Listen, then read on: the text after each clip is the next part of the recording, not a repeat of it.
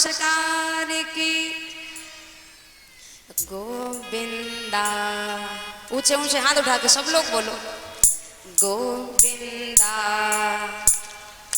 देखो जो पहले बंद हो जाए उसी की हार हो जाएगी, हार मत करवाना, ठीक है? तेजी से बोलो गोविंदा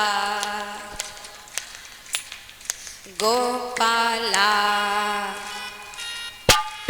गोपाला गोविंदा गोपाला गोविंदा गोपाला गोपाला गोविंदा गोविंदा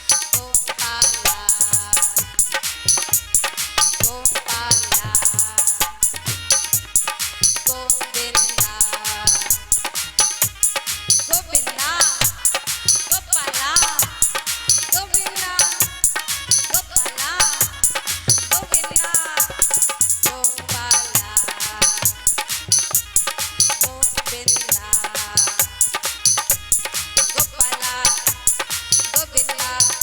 गोविंदा गोपाला गोविंदा गोपाला गोविंदा गोविंदा गोपाला गोविंदा गोपाला गोविंदा गोपाला गोविंदा गोपाला गोपाला गोविंदा गोपाला गोविंदा गोपाला गोविंदा गोपाला गोविंदा गोविंदा गोपाला गोपाला गोविंदा गोविंदा गोपाला गोपाला गोविंदा गोविंदा गोपाला गोपाला गोविंदा। चलो भैया हमें पहले बंद हो गए, हमारी यार हो गई है।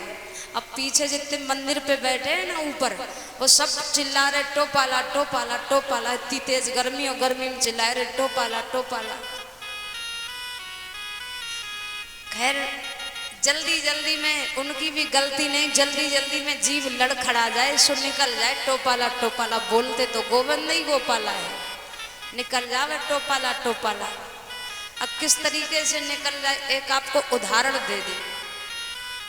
एक बिटिया थी तो बेचारी थोड़ी हकलाती थी, तो उसके ससुराल वाले उसे बुलाने के लिए आए और उसकी माँ ने पूड़ी बनाई और ढला को रख दियो सीके पे। अब उसकी मम्मी जब अपनी बिटिया को भेजती है, विदा कर रही है, अब बिटिया ने देखा पूड़ी को ढला तो सीके ही पे रखो है। अब बिटिया अपनी मम्मी के गले लग के रोए और रो के बोली हाय मम्मी छीको। सीके पे पूड़ी को डला रखो तो ना, बेचारी हकलाती थी सो रोए के बार बार चिल्ला के जई बोले हाय मम्मी छीको। अम्मा बोली अरे बिटिया काऊ दारिया रड़िया ना छीको, जिनने छीको होगा को सत्यानाश जाए। हाँ काऊ नहीं छीको तुम जाओ। बिटिया फिर गले लग के रोई नहीं अम्मा अम्मा छीको। अम्मा बोली अरे बिटिया काऊ नहीं छीको तुम जाओ ससुराल जाओ। घसीट घसाट के अम्मा तो भेज आई बिटिया को ससुराल। और जब लौट के आई तब देखा कि पूड़ी को ढला तो सीके पे ही रखो रह गो। अम्मा का हे भगवान, हमारी बिटिया सोई रोए के बार बार कह रही थी गले लग के हाय अम्मा छीको हाय अम्मा छीको। हम समझ ही नहीं पाए कि सीके पे पूड़ी को ढला रखो रह गो। और सोई हमारे पीछे वाले भैया कहते रहे गोपाला गोविंदा, और जल्दी जल्दी में जीव लड़खड़ा जाए सो निकल जावे टोपाला टोपाला। बोलिए गोविंद भगवान की। अब पीछे शीशिया नंगला भाई, तुम लोग तो नहीं बोल रही हो टोपाला, आज तो सब गोपाला ही बोल रही है। बोलिए श्यामल सरकार की। अब आज हमारे अजम सिंह की छोटी बिटिया और कह रही थी हमसे, कल शाम को कह रही थी देखो तुम हमारे घर पे रहो, तुम्हें एक कमरा हम दे देंगे, उसका किराया नहीं लेंगे, खाना भी तुम्हें फ्री में देंगे। हाँ और देखो हम तुम्हें पढ़ा भी दिया करेंगे फ्री में, हम तुम पे तनख्वाह नहीं लेंगे, पढ़ा भी दिया करेंगे। हमें अच्छा टीचर मिल गया है। बोलिए गोविंद भगवान की। सब फ्री में ही सुविधा मिल रही है। तो ये कथा में ही चलते हैं। श्री सुखदेव जी कह रहे हैं उत्तरानंदन परीक्षित, बड़ी सुंदर पावन कथा आती है।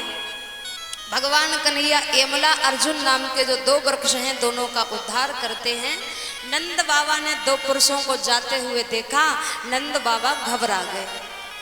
नंद बाबा को उपनंद ने वृंदावन का परिचय दिया। नंद बाबा ने कहा भैया इस गोकुल नगरिया में रोज कोई न कोई राक्षस आ जावे, अब तो इस गोकुल को हम छोड़ना चाहें भैया, गोकुल में नहीं रहेंगे। उपनंद ने कहा भैया मैं तुम्हें बढ़िया सा सुझाव दूं, या गोकुल को छोड़ के अब कहाँ रहोगे? बोले कहाँ रहे तुम बताओ। बोले जैसे अपने यहाँ गोकुल में यमुना का किनारा है ना, वैसे ही वृंदावन है, वहाँ तुलसी का सघन वन है, यमुना का किनारा है, और वहीं हम लोग निवास करेंगे। अच्छा, वृंदावन किसे कहते हैं मालूम है? वृंदा माने तुलसी, जहाँ तुलसी का वन है उसी का नाम है वृंदावन। तो सारा परिकल वृंदावन छोड़, वो गोकुल छोड़ के वृंदावन में निवास करते हैं। सुखदेव जी ने कहा है उत्तरानंदन परीक्षित, अब जब वृंदावन में निवास किया है तो यहाँ पे एक बड़ी सुंदर कथा आती है। ये जो वृंदा नाम की स्त्री थी, ये जालंधर की पत्नी थी, समुद्र का बेटा जालंधर, और जालंधर की पत्नी का नाम था वृंदा। ये वृंदा की तू पत्थर हो जा, और विष्णु भगवान शालिग्राम बन गए थे।